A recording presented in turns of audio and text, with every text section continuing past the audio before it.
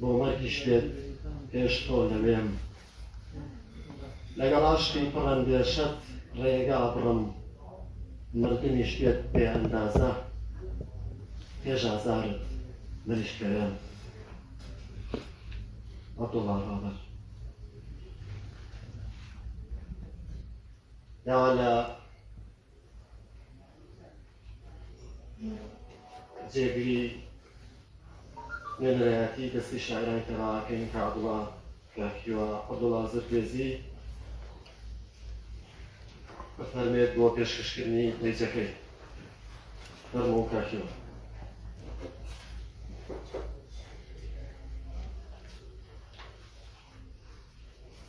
سەرخالی دەستە شاعرانی تەبا لە ناوی خودای گەورە و میهرەبان وێڕای بە خێراتمان بۆ ئێوەی بەڕێز و عەزیز دەستەی شاعرانی تەبا دوای 4 ساڵ لە دامەزراندن و کارکردنی لە بواری ئەدەب و شێعردا بەردەوام بووە و بەردەوامیش دەبێت لە خزمەتی ئەدەبی کوردیدا. ئەگەرچی لە زۆربەی کوڕەکاندا بەڵام قەس ناوی دەستەی شاعرانی تەبامان نەهێناوە بۆ ئەوەی بیرکۆی تەرکیزمان کاتە سەر بابەتی کۆڕەکانمان بێت و بەرەوشکوێت و بۆ کەسخوازی بێناوەرۆک نەڕوێن و لای قەرەباڵغێ نەکەوین و داستاییکەرەوە نەبین و باوخوازیش نەبین. لە کۆتاییدا بەخێر بێن سەر و سەر چاومان. زۆر سوپاس بۆ جێگرتنتان. هیوا عەبدوڵڵا زرگێزی نوێنەرایەتی دەستەی شاعرانی تەبا ڕۆژی شەممە 3/12/2022. زۆر سوپاس بۆ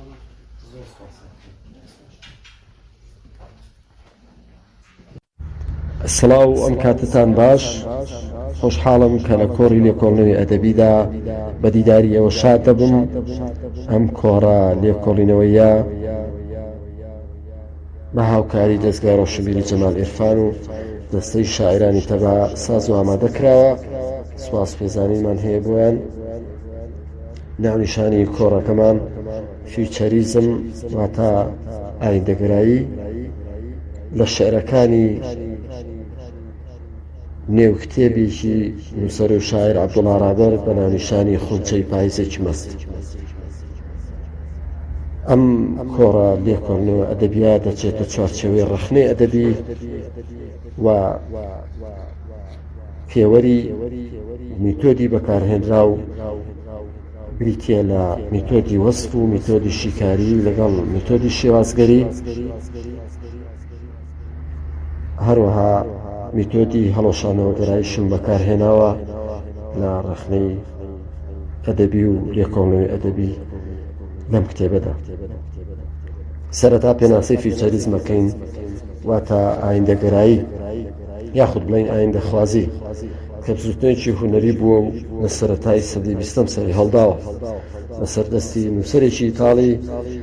بە ناوی فیلیپۆ تۆماسۆ مارینیتی کە ئەو نووسەرە ئیتاڵی جەختی لەسەر بنیاتێکی ڕۆشنبیری نوێ دەکردەوە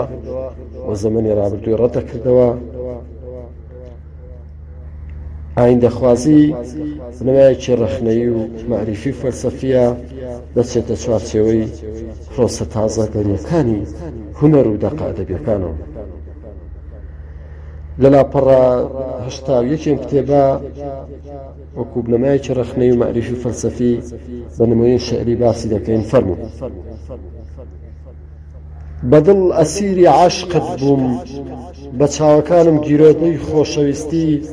پاکی خوا کردبوو، لە تێر بگری وەکو دەریایەک فرمێسکت بڕێژە، پیرۆزترین عاشقم لە گۆڕستانی بێوەفایی تا بنێژە. لەم کۆپلە شێعرە دەستەوشەی گۆڕستانی بێوەفایی هەم بنەمایەکی ڕەخنەی و مەعریفی و فەلسەفی تێدایە. چۆن باشی بکەینەوە. گۆڕستانی بێوەفایی. بێوەفایی ناوێکی واتاییە، بەڵام شاعیر سیفەتی کەسایەتی پێبەخشیوە وەکو بە مرۆڤکردن بە کەسایەتیکردن و لەگەڵ گۆڕستانە دەستەوشەی گۆڕستانی بێوەفایی لێ دروست کردووە کە ئەمە خواستنە بۆچی بێوەفایی گۆڕستان بەیەکەوە هاتوون بێوەفایی مانای مردنی بەها جوانەکان و بەها معنەویەکانە کە مردووە و لە ناو چووە و لە گۆڕراوە وەکو جەستەیەک کە مەژێکێکە لە هونەرەکانی ڕەوانبێژی و ڕەخنە لە کەسی بێوەفا کە خاوەنی ئەو سیفەتە سلبیە دەگرێت و معریفەیەک دەدا بە خوێنەر کە ئەم سیفەتە سلبیە چەند قابلی سزا و سەرزەنشتە و ئیدانەی دەکات و فەلسەفەکەشی لەوەدایە کە جۆرە کەسانە کە لا دەدەن لە هونەری جوانی و فەلسەفەی ژیان سەرکەوتوونین و ڕەخنەیان لێ دەگرێت ڕەخنەیەکی ئایرۆنی بابزانین ئامانج لەم لێکۆڵینەوەیە چییە؟ یەکەم ئامانجمان زانیاری و واتە شاراوەکانی ناو دەقەدەبیەکانی شاعیرە کە ئەیدۆزینەوە و ئاشکراکرد. دووەم چۆن زانیاری واتە شاراوەکان لە دەقەدەبیەکانی شاعیرە دۆزین و ئاشکراکرد. بۆ نمونە لە لاپەڕە چمدا شاعیر دەڵێ کە تۆ ڕۆیشتی جێم مەهێڵە منیش وا دێم ناڵێم بۆ کوێ تۆ لەکوێ بیت منیش لەوێم بۆ مەرگیش بێت پێش تۆ لەوێم. لە شێعرەکە کە شاعیر دەڵێ دێم یعنی کارەکە ڕانەبردووە دێم واتە لە داهاتوودا دێم یەکی لە واتە شاراوەکانی واتایە بۆ ئایندە نەک بۆ ڕابردوو. دووەم ئامانجمان لەم لێکۆڵینەوە لێکدانەوە واتە کلاسیکی باوەکان تێدەپەڕێن و ڕەتەکەینەوە تێدەپەڕێنێنی زیاتر لە جەختمان لەسەر واتە تازەکانە واتە ناباوەکانە واتە نائاشکراکانە نەک واتای باو و ئاشکرا و کلاسیکی. سێم ئامانجمان لەم لێکۆڵینەوە دەبیا دەرخستنی و پیشاندانی توانە ئایندەکانی شاعیرە لە دەخە شێعرەکاندا کە بنمونە لە لاپەڕە 116 نمونەی بینینەوە چۆن ئەی بەخت ساتە وەختێ وەرە لە شەوێکە لە دەرگام بە و پێرە ژوورێ خۆ منیش زیندوم چ زیندویەک لەگەڵ هەموو هەناسەیەک یادی خۆچە ئەم گریێنێت لەناو ناخی دۆزەخما پڕ لاگەرم سووتێنێت شکۆی داخی دەرونی من عەرشی خوداش ئەلەرزێنێت. چوارەم ئامانجی ئەم لێکۆڵینەوەیە ناساندنی چەمکی ئاندەگەراییە کە لە پێناسەکەدا بە نمونەی پراکتیکی پێناسەمان کرد و شیمان کردەوە. بەم جارە باسی خەسڵەتەکانی فیوچەریزم کرد. خەسڵەتی یەکەم دانانی شێوازێکی نوێ ستایلێکی نوێی ئەدەبیە ئەنجا بۆ نمونە بە گۆڕین و ئەفراندن و داهێنانی مۆسیقای دەرەوە و ناوەی دەقە شێعرەکە چ لە ڕێی هاودەنگی و دەنگەزا مۆسیقای ناوە دابینەکەین و لە ڕێگەی چێش و سەروا و مۆسیقای دەرەوە بۆ شێعرەکە دابینەکەین. بۆ نمونە لاپەڕە 115 و 180 ئێمە لاپەڕە 115 یاخود لاپەڕە 118 وەرەگرین فەرقی نێ نمونەیەک وەرەگرین لەبەر کەمی کاتەکە. لە لاپەڕە 118 سەری ماندووی پرازارم سۆمای چاوی پڕ لە خوێنە دەستی نزاوی ڕۆ و ئاسمان پڕ لە هەستە و پڕ لە سوێنە. سەرنج بدەین بە دابینکردنی سەروا لە کۆتایی هەر یەکێک لەو نیوەدێرانە پڕ لە خوێنە پڕ لە سوێنە. ئەم مۆسیقای دەرەوەیە شێوازێکی نوێ ئەدات بە شێعر و دانانی شێوازێکی نوێ بۆ نمونە زمانی دەربڕین زمانی شعر وەک زانین زمانی دەبێت زمانی ئاماژە و واتاکان بێ گرنگی زمانی شعر لە بەکارهێنانەکەیدا لە بەکارهاتنەکەیدا بەکارهاتنەش دەبێتە کلیلی کاریگەر بۆ گەیشتن بە ڕاستیەکانی ناودەقی شعری نەک تەنها ئاماژەیەکی ڕێزمانی بێت بەڵکو بریتیە لە هەڵچوون و ئەزمونە دەرونی و کۆمەڵایەتی و فکرەکان زمانی شعری دوورکەوتنەوە لە زمانی باڵای ڕوخساری شعری کلاسیکی و خوڵقاندنی زمانێکی ئایندە بە ڕێگای لادانە زمانیەکان بۆ نمونە لاپەڕەسی دەستەوشەی گوێچکەی ئاسمان گوێچکەی نییە لە زمانی ئاساییدا بەڵام لە زمانی شعردا وەکو خواستن وەکو ئیستیعارە یەکێک لە هونەرەکانی ڕاوەنبێژی شاعیر بەکاری دێنێت ئەو هونەرە هەم وێنەی شعری پێ دروست دەکات هەم بە ڕێگەی بە کەسکردن بە کەسایەتیە بەخشێ بە ئاسمان هاوار بکە پڕ بە دنیا گوێچکەی ئاسمان بتەقێنە تووڕە بە مەلایکەتەکان بتۆرێنە دەبینین لە دەستەوشەی گوێچکەی ئاسماندا بەڕێگەی خواستن لادانێکی ئەدەبی لادانی واتایی دروست کردووە ئەم لادانی واتایش زمانێکی دەربڕینی تازەیە بۆ دانانی بۆ بەخشینی شێوازێکی نوێ بە دەقی شعر کە مەژێکێکە لە خەسڵەتەکانی فیوچەریزم بۆ دانانی شێوازێکی نوێ لە خەسڵەتی یەکەمی فیوچەریزم شێوازی دیزاین و تۆپۆگرافیا و جوغرافیای دەق ئەمجا جوغرافیای دەق شێوازی هەڵکەوتەی ڕستە و شە و دێڕەکانە بەشی پڕکراوەی لاپەڕەی ئەو لاپەڕەی کە شعرەکەی لە سنووسراوە بەراورد لەگەڵ بەشە سپیەکەی ئەو پەڕەی کە شعرەکەی لە سنووسراوە یاخود جوگرافیای شاعیرە کە شعرەکەی تیان نووسیوە هەروەها خەسڵەتی دووەمی فیوچەریزم بە سۆریالیزمکردنی وێنە شعریەکانە لە دەقی شعر بۆ نمونە لە ناونیشانی کتێبەکە کتێبە شعرەکە کە ناونیشانەکەی خونچەی پاییزێکی مەستە لە لاپەڕە 65-67 باسیەکە شەوی تەنهاییم بە دیداری ئاسمان بەڕێ ئەکەم ئەستێرەکان وا ئەزانن لە جوانی ئەوان نیگا ئەکەم ئەوان دوورن کە نازانن چاوەکانم بۆ وا سوورن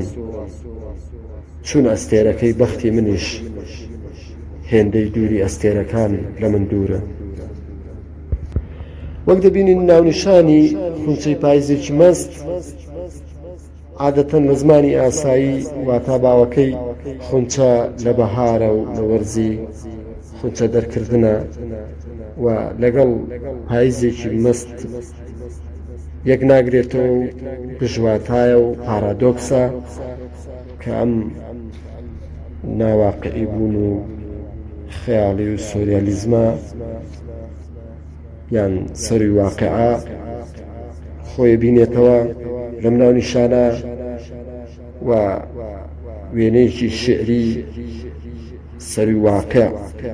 لەم ناونیشانە ئەبینین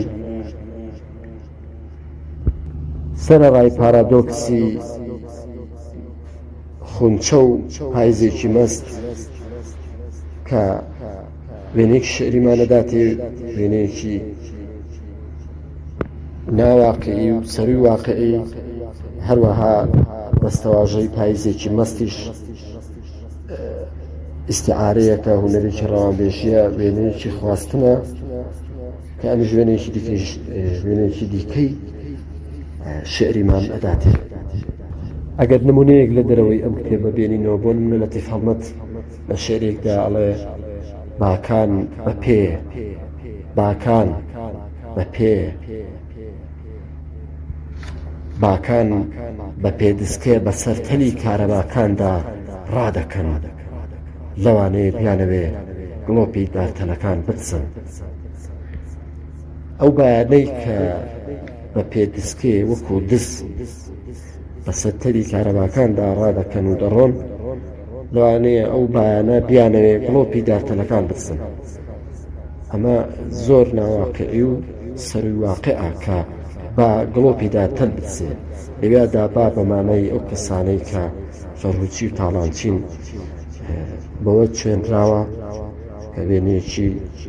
سۆریالیزمی وێنەیەکی شێعری سۆریالیزمی و سەروی واقع بەخشیوێتی بەدەقەکە. ئەمەش بەشێکە لە ئەدەبیێت و شێعریەت کە دەیکا بە باڵای دەقی شێعردا. سێم خەسڵەتمان لە خەسڵەتەکانی فیوچەریزم بریتە لە بێزاربوون لە مەسەلە سۆزداریەکان. بێزاربوون بۆ لە مەسەلە سۆزداریەکان بێزارە بێت. هۆکارەکەی ئەوەیە کە لە زمانی جیهانگیری و عەولەمەدا بەهۆی ساڵبوونی تەکنۆلۆژیا و سیاسی و ئاڵۆزی کۆمەڵایەتی و ئابووری و مەسەلەی سۆزداری مەسەلەی سۆزداری بەهای معنەوی خۆی لەدەستدا و نابێتە ئاماج بۆ دەستکەوتە وجدانیەکان بنەما و قیەمە ئەخلاقی و بەهابەرزەکان لەدەستدا. بۆیە شاعێری ژۆکوتاکی کە کۆمەڵە بێزارە بێ لە مەسەلە سۆزداریەکان. بۆ لە لانا پەرستەوە هەفتەیە عەبدوڵڵا رابەر دەڵێت عەشق جەنگە و ئێرە بازاڕی خیانەت، عەشق مەرگە و نە تۆ ئەمری و نە ئەشهێڵی منیش بژیم، هەرچی بڵێیت هەر قسەیە ملوانکەیەکی بریقەدار منت پێخنکان، بە ئاگابوونت بێ بیر و هۆش، نە تۆ عاشقی و نە عەشق زانی، عەشقت کردە بوو کەڵەیەک بۆ خۆشی خۆت، بۆ بەسەربردنی کاتەکەت منت ڕاهانی. لە سەردەمی عەولەمە و سەرمایەداری و لاوازبوونی بەها معنەویەکان و مەسائلە وجدانی و سۆزداریەکان شاعیر وەکوتاکی کۆمەلگا ڕەخناگرێ ئەڵێ عەشق جەنگە و ئێرە ئەم سەردەمە ئەم شوێنە ئەم زەمەنە بازاڕی خیانەتە. خیانەت بەمانای داروخانی بەها بەرز و بەها جوان و بەها معنەویەکانی مرۆڤایەتی و ڕووخانی ویژدانی مرۆڤەکان و نائینسانیەتە و هەتا دوایی ڕەخنەیەکی ئایرۆنی دەگرێت. ئەمە مانای بێزاربوونی شاعیرە لە مەسەلە سۆزداریەکاندا کە ئەمەش خەسڵەتی سێمی فیوچەریزمە ئاینتەگەراییە کە ئەوەی گوزەراوە لە ڕابردوودا شاعیر ڕەخنەی ئایرۆنی لێ دەگرێت و لی بێزارە و هۆکارەکەشی شیمان کردەوە. بۆچی؟ خەسڵەتی چوارەم و کۆتایی فیوچەریزم بریتە لە بەخێراکردن و کورتکردنەوەی دەربڕین و دەق. هەم دەربڕینی دەق کورت دەکرێتەوە هەم خێراتر دەکرێت. وەکو بۆ نمونە هایکۆ شێعر، شێعری هایکۆیی و کورتی لە شێعر، پۆستەرە شێعر، مۆبایلە شێعر بۆ نە لاپەڕە 52 لاپەڕە 58 یەکێک لە نمونەکان باس دەکەین. من تۆم هەیە لە پێکەنینمە خەمەکانم ئەبینی، لە بێدەنگیمە وشەکانم ئەبیستی، لە تووڕەییمە تۆ دڵسۆزمی، تۆ مەزنترین سەرمایەمی، تۆ ژیانمی. لە لاپەڕە 52 شاعیرەڵێ بیرتەوتت تۆ نمونەی تو وێنەت کەمە، لە بیری مەکە هەمان کەسم، سرم سپی، دڵم سپی، ڕۆحم سپی. ئێمە باسی پێناسە و چەمکی فیوچەریزم و ئامانجەکانی خەسڵەتەکانی هەم بە تیۆری هەم بە پراکتیکی و نمونەی شێعری ناو کتێبەکە باسمان کردینە سەر باسی ئەنجامەکانی لێکۆڵینەوە کە یەکەمیان بەدەستهێنانی واتاکانی ئایندەگەراییە کە پێویستی بە بوێری و هێزی داهێنانی ئەدەبی هەیە لەبەرەوەی شاعیر خاوەندە قڕوبەڕووی توانج و هێرشی گەورەی کۆمەلگا و تاکەکانی شینگەکەی دەبێتەوە. ئەنجامی دۆمی لێکۆڵینەوەمان ئەوەیە کە ئایندەگەرایی پشت بە چەمکی پێشبینی دەبەستێت. ئەمە ڕەتکردنەوەی ڕابردووە. ئەنجامی سێمان ئەوەیە کە ئایندەگەرایی هەمیشە بە دوای گۆڕانکاریدا دەگەڕێت. ویستی گۆڕانکاری لە شعرەکانی منە شعرەکانی شاعر ڕەنگی داوەتەوە کە شیمان کردەوە باسمان کرد. چوارەمەنجامی لێکۆڵنەوەکەمان ئەوەیە کە ئایندەخواز و ئایندەگەراکان لە دەقی شعردا ڕقیان لە ڕابردوو دەبێتەوە، تەنانەت ئێستایەکیش کە لە ڕابردوو بچێت. ئەنجامی پێنجەممان ئەوەیە کە ئایندەگەرایەکان خۆیان نابەستنەوە بە یاساکانی دەق. یاساکانی دەق بۆ نمونە زمانی ڕێزمانی دەق پەرستەی لێ دروست دەکرێت بکەر و بەرکار و کار. ئەم ڕیزبەندیە ڕێزمانیە شاعیر وەکو لادانێکی واتاییە، لادانێکی وەکو لادانێکی ڕێزمانی شاعیر دەتوانێت شێوازکەریەک بدا بە دەق و لەم ڕیزبەندی ڕێزمانیە لا بدا دەتوانێت کار خاتە ناوەڕاستی ڕستەکە یاخود بیخاتێت بەش یەکەمی ڕستەکە لە سەرەتای ڕستەکە بێ یاخود بەرکار. بە هەمان شێوە هەروەها بکەرە توانێت بخاتە ناوەڕاستی ڕستەکە یان بخاتە کۆتایی ڕستەکە کە ئەم مافە بە شاعیر و خاوەندەقی ئەدەبی و شێعر دراوە. شەشەم ئەنجام و کۆتایی شەشەمین ئەنجامی لێکۆڵنەوەکەمان ئەوەیە کە ڕەهەند و چەمک و ناسین و پێناسەی ئایندەخوازی لە دەقە شعرەکاندا ڕەنگەداتەوە، وەکو لە چیکردنەوەی واتای دەقەکانی شاعیر عەبدوڵڵا ڕابرد باسمان کرد. ئەم کۆڕە لێکۆڵنەوە ئەدەبیانە ڕەخنەی ئەدەبی بەچێتە چوارچێوەی لێکۆڵنەوەی ئەدەبی. ئەمە زانستە، زانستێکی ئەدەبیە، ئەدەبیات ناسیە. ئەم زانستەش وەکو باقی زانستەکانی تر میراتێکی جیهانیە لە ڕێی کتێبەکانەوە، لە ڕێی نووسەرەکانەوە، لە ڕێی فێرخوازانەوە، لە ڕێی زانستخوازانەوە لەنەوەی پێشخوایان وەردەگرن و دەیبەخشن بە جیلی سەردەمی خۆیان و جیلی دوای خۆیان لە داهاتوودا. ئەم گواستنەوەی زانستە و بەدواداگەڕان بۆ ئەم زانستە مافی هەموو کەسێکە. ینی زۆر جار ڕەخنم لێ دەگیرێت کە من پێشمەرگەم چیم داوە لەم زانستە. من زانست خوازم، وەزیفەکەم، مەعیشەتەکەم، بژێویەکەم، کەسابەتەکەم هەرچیەک بێ، پیشەکەم هەرچیەک بێ، ڕێگەم لێ ناگرێت کە من بە دوای زانستدا بگەڕێم، مافی خۆمە بە دوای زانستدا بگەڕێم. میراتێکی جیهانیە، منیش بەشێک لەو میراتە زانستیە لە جیهاندا بەشێکی بەر من دەکەوێت، منیش تاکێت و هاوڵاتێکی ئەم جیهانم، پیشەکەم هەرچیەک بێت. وەزانست تاپۆ ناکرێت لەسەر ئەوانەی کە خاوەن بڕوانامەی دیبلۆم بەکالۆریۆس، ماستەر، دکتۆرا و پرۆفیسۆر یاریدەدەر و پرۆفیسۆر و زانا و هەرچیەکە لەسەر ئەوان تاپۆ ناکرێت. زانست میراتێکی جیهانیە. من کرێکار بم، بەقاڵ بم، پێشمەرگە بم، پۆلیس بم، هەرچیەک بم، مافی خۆمە بە دوای زانستدا بگەڕێم. ئەو زانستەی کە دڵم دەیخوازێ ڕۆشنبیریە، زانست ڕۆشنبیریە، زانست مەعریفەیە، ئەدەبیات ناسی، لێکۆڵنەوەی ئەدەبی، ڕەخنەی ئەدەبی، شێعر، ئەدەبیات، چیرۆک، پەخشان، هەموو زانستەکانی تر، زانستە مرۆڤایەتەکانی تر، زانستە سروشتەکانی تر. من وەکو هاوڵاتێکی ئەم نیشتیمانە و ئەم جیهانە مافی خۆمە بە دوای زانستدا بگەڕێم و بیبەخشم لە کتێبەکان، لەو توێژینەوانەی ماستەر و دکتۆرا و ئەو توێژینەوەی کە کراون بە کتێب و من لە کتێبەخانەکاندا ڕامیان دەکەم و بە دوایاندا دەگەڕێم، دەیان کڕم، دەیان خوێنمەوە، بەدڵ دەیان خوێنمەوە. مەرجنیە کە من بڕوانامەی دیبلۆم یان بەکالۆریۆس یان ماستەر و دکتۆرا ئەوانم نەبوو لە ئەدەبیاتدا، مانای ئەوەیە کە من مافی ئەوەم نەبێ بە دوای ئەم زانستەدا بگەڕێم و ئەم زانستە وەربگرم لە ڕێی کتێبەکانەوە، لە ڕێی سەرچاوە زانستێ باوەڕ پێکراوەکانەوە و پاشان بیت لە کۆڕێکدا یان لە دانیشتەکان و لەگەڵ هاوڕێکانمدا یان لە ڕۆژنامە و یان لە داهاتوودا کۆمەڵی بابەت ئامادە بکەم و بکەم بە کتێبێک و بکەمە ناو کتێبخانەی کوردی و ببێتە میراتێک بۆ نەوەی دوای خۆمان. ئەمە مافی هەر کەسێکە. ئەم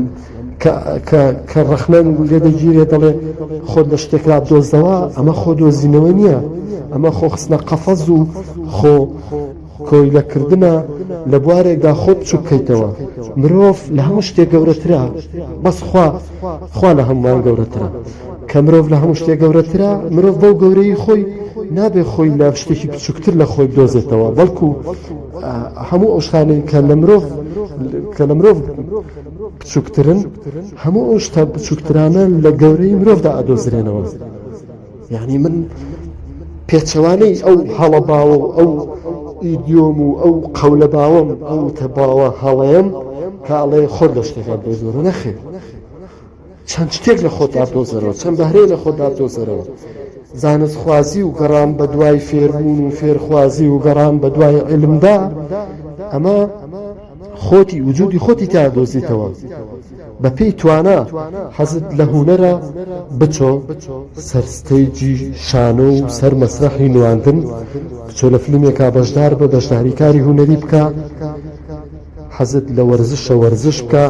حەزت لە هەر زانستێکە بە دوای دابگەڕێ کاتەکاندا بەشکە ینی بەداخەوە تاکی کوردی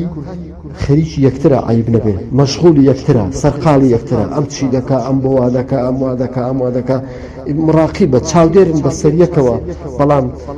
نایەت خۆی بدۆزێتەوە نایەت خۆی تواناکانی خۆی بدۆزێتەوە نایەت وجودی خۆی بجۆزێتەوە لە ژیان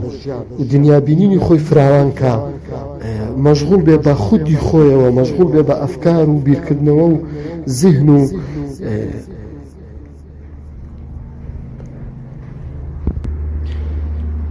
لە باتیوی من کە چاودێری خەڵک بوو مراقبەی خەڵکم خەڵک چی ئەکا بۆ ئەکا چۆن ژیانەکات چی ئەکەن کاتەکانی چۆن دابەشەکانە بە پێچوانەوە بێم کاتەکانی خۆم دابەشەکە بەیانیان چی دەکەم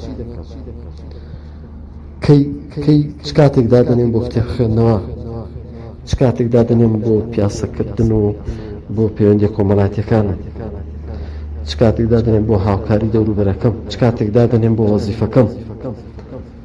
نەتەتەڕف دەکەم لە وەزیفەکەمدا نەتەتەڕف دەکەم لە پەیوەندی کۆمەڵایەتیەکاندا و نەزیاتە ڕەوی دەکەم لە هەر کارەکاندا بەش کاتەکاندا بەش دەکەم و دێم وجودی خۆم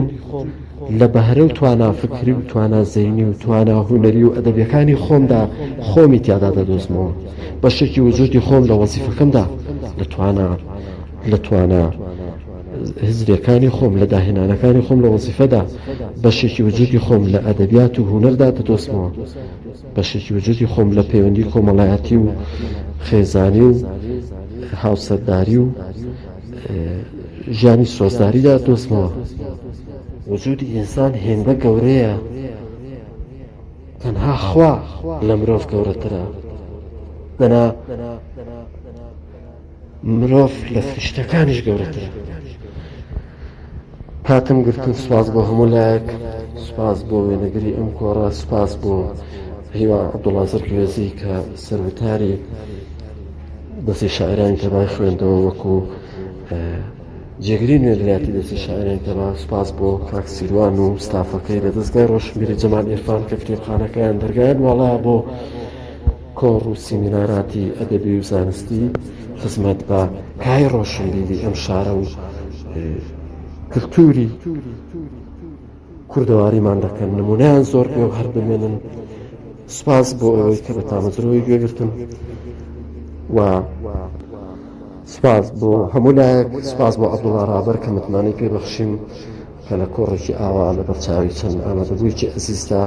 لێکۆڵینەوەی ئەدەبی و ڕەخنەی ئەدەبی شەنوکەوی دەقە شێعرەکانی ناو کتێبەکەی بکەین دەستخۆشی لێ دەکەین کاتێکی شاد ماڵەوە